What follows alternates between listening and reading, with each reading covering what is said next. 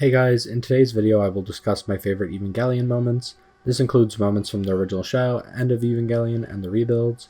Let's start with Eva Unit 1 going berserk in the middle of the fight against Sachiel. This is shown in the second episode of the series and is the first real fight we get, and it leaves a good impression. Shinji gets injured in the fight, the Eva shuts down, but then it goes berserk because Yui, Shinji's mother, whose soul is in the Evangelion, is trying to protect him. This leads to Unit 1 absolutely destroying Sachiel in the fight. Once it gets to Sachiel's AT field, Unit 1 bodies that angel and it's awesome. Unit 1 starts stabbing the angel's core and is about to win when Sachiel self-destructs in a last-ditch effort to win.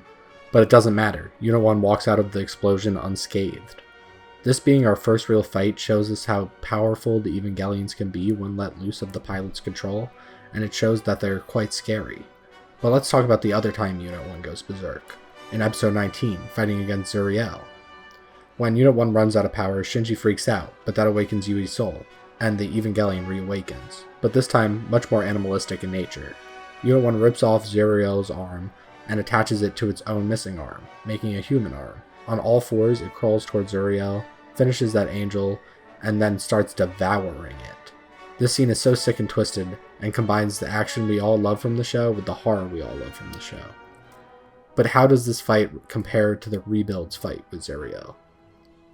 Well, Eva Unit 1 reawakens due to Shinji's will and needs to save Rei, which I like less as a plot reason for why an Evangelion can reawaken, but whatever. This moment is still cool. Because this fight is pretty awesome, and it's cool seeing Shinji be a Chad and do something for himself and his want to save Rei. But that shit doesn't matter because it causes the Rebuild's version of the third impact, which has dire consequences in the Rebuild, including a 13-year time skip and everyone hating Shinji afterward. Speaking of the third impact, let's look at the End of Evangelion's third impact.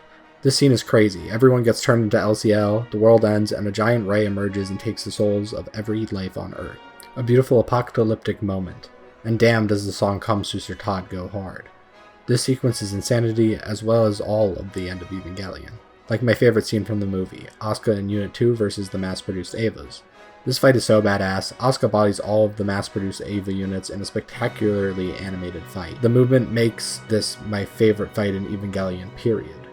This fight happens at the same time as Masato and Dr. Akagi's deaths, and the movie cuts between them, making the sequence brutal. The fight goes so well for Asuka, too, until it doesn't. The mass-produced Evangelions regenerate and then grow wings as if they were vultures, devour Unit 2, its organs going everywhere. Asuka reaches for the sky, still ready and willing to fight, and you think this is where she gets back up and wins, but no, this is Evangelion, and they murder her.